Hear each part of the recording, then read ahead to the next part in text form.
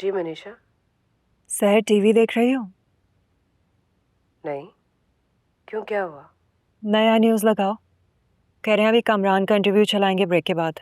Okay, मैं देखती हूँ।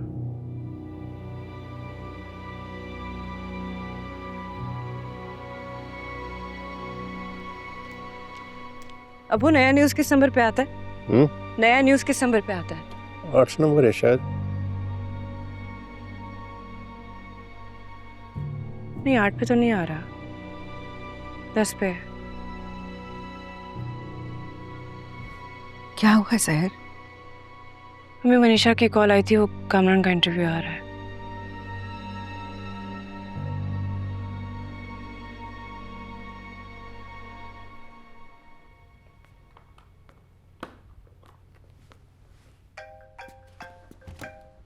हेलो हेलो सर जी, नर्वस सर्विस तो नहीं हो गए हैं? नहीं, जिस आदमी ने सच बोलना हो वो नर्वस क्यों होगा? बेशक बेशक, 16 ने सच बात की जी आपने। मैं सिर्फ एक छोटा सा मशवरा आपको देना चाह रहा था, अगर आप सुनना चाहें तो। जी कहिए। सर मैं ये कह रहा था कि जो हमारी नेशन है ना, ये बड़ी जज्बाती कौम है, मजहबी किस्म की। तो मैं चाह रहा था कि अगर आप अपने सच में थोड़ा सा मजहबी टच डाल देना, बहुत फायदा हो जाना है। जी बात समझ रहा हूँ मैं आपकी, लेकिन मैं कोई रिलीजियस आदमी नहीं हूँ। अरे नहीं कामरान साहब, आपको मजहबी होने की जरूरत नहीं है। देखिए हमारा जो माशरा है ना, इसमें मुल्क और मजहब के नाम पे अगर आप झूठ भी बेचे ना तो बहुत आसानी से बिकता है, और आप तो फिर सच कह रहे हैं। इसमें अगर आप थोड़ा सा तड़का लगा देंगे ना, जायका बहुत बढ़ जाना है। ठीक है, जैसे आप कहें। कामरान साहब एक लास्ट रिक्वेस्ट है, अगर इसमें आप अपने थोड़े से आंसू भी शामिल कर देना तो मैं कहता हूं कि आज अवाम की अदालत में आप अपना केस डेफिनेटली जीत जाएंगे। मलिक साहब एक बात बताइए, ये सब आप मेरे लिए कर रहे हैं या अपने प्रोग्राम के व्यूज बढ़ाने के लिए?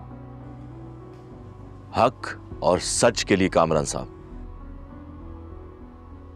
क्योंकि मैं जानता हूं कि झूठ से लड़ाई करने के लिए सच को अपना रास्ता अपने तरीके से बनाना पड़ता है। ये बात याद रखिएगा आप। ठीक है, फिर देखिए क्या करता हूं मैं। See you sir ji, thank you. जी बिल्कुल बिल्कुल।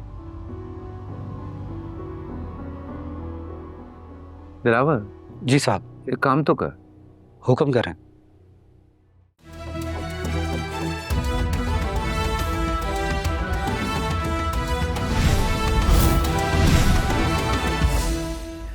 नाज़रीन, आज हम आपके सामने एक ऐसे शख्स की कहानी रखने जा रहे हैं जिस पर माशरे के दरिंदों ने झूठा इल्जाम लगा दिया।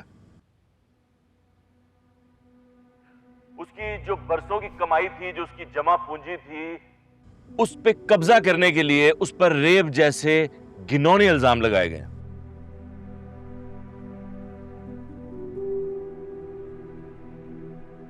आप देखें कि सोशल मीडिया ने उस पर पूरी एक मुहिम चलाई है ताकि उसकी किरदार कुशी की जाए, और जनाब अली ये भी चीज चेक करें कि बैरूने मुल्क फंडेड एनजीओ जो हैं, उन्होंने यहां एक अहम किरदार अदा किया ताकि पाकिस्तान की बदनामी की जा सके।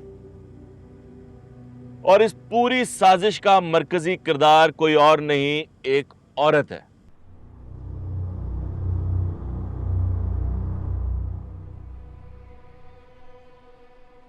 नाज़रीन, आजकल ये फैशन ही बन गया हुआ है हमारे मुल्क में कि कोई भी एक औरत मुंह उठाकर किसी भी शरीफ इंसान पर इल्ज़ाम लगा देती है, उसके बाद ब्लैकमेलिंग का एक सिलसिला शुरू हो जाता है, और फिर सोशल मीडिया मुहिम के जरिए अदालतों पर प्रेशर बनाने की कोशिश की जाती है।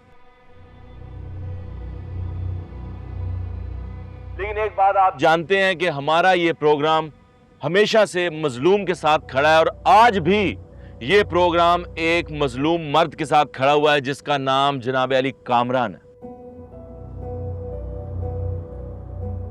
और एक चीज जो नाज़रीन बड़े मजे की इसमें सामने आ रही है वो ये है कि कामरान के 15 साल पुराने दोस्त और उसकी बीवी ने एक लालची औरत सहर के साथ मिलकर उसको फंसाने की कोशिश की है। और उसके कारोबार पर कब्जा करने की कोशिश की है। और जनाब अली ये भी मैं आपको बताता चलूं कि ये कामरान जो है इसकी चंद माह की बेटी है और शब रोज की मेहनत से उसने ये सारा कारोबार खड़ा किया हुआ है। तो इस लालच की कहानी पे आज हम बात करेंगे, हमारे साथ रहिएगा। ये एंकर है या जज? पूरी अदालत लगा के बैठ गया है, फैसला ही सुना दिया इसने तो।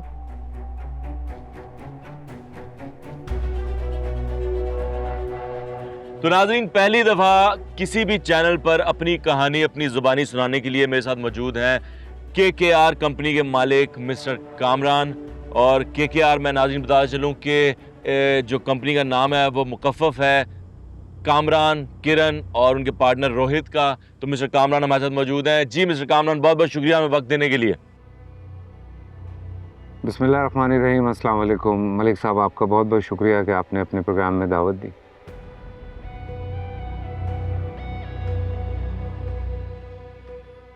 ये कामरान के हाथ में तस्वीर? हाँ, तो इतनी हैरत क्यों हो रही है आपको? अस्सलाम sir, pleasure is all hours.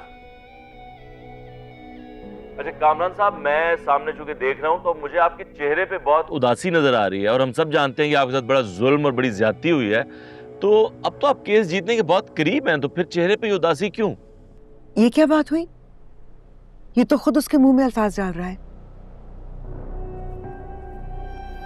जी अल्हम्दुलिल्लाह, केस तो मैं जीत ही जाऊंगा मलिक साहब, लेकिन आपने दुरुस्त फरमाया कि उदासी है मेरे चेहरे पे।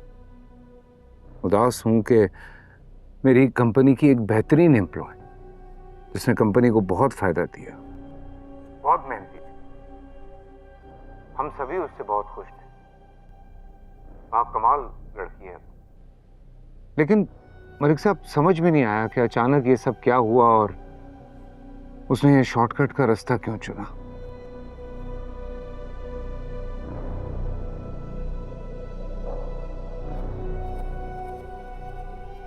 कामरान साहब, क्या शॉर्टकट से आपकी मुराद लालच है कि आपको फौरन ही कुछ मिल जाए और आपको ना मेहनत करनी पड़े ना कोई काम करना पड़े, ये कहना चाह रहे हैं आप? रिमोट दीजिएगा, आवाज ऊंची कर।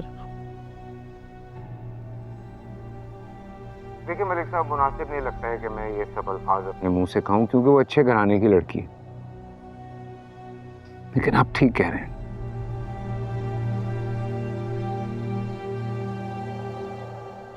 भाई कामरान साहब, अदालत में आपके वकील ने तो जो आपके पार्टनर है रोहित, उनको और उनकी बीवी को भी इस प्लान का हिस्सा बताया। देखिए मलिक साहब, मैं इस बारे में बात नहीं करना चाहता। कमाल करे कामरान साहब, जो लोग आपकी परवाह नहीं कर रहे हैं आप उनकी क्यों परवाह कर रहे हैं? आपको सच तो सामने लाना पड़ेगा। मलिक साहब, जैसे पांचों उंगलियां बराबर नहीं होती, ऐसे ही हर इंसान एक जैसा नहीं होता। अगर किसी को ऊपर वाले का खौफ नहीं है तो मैं क्या कह सकता हूं, मुझे तो है।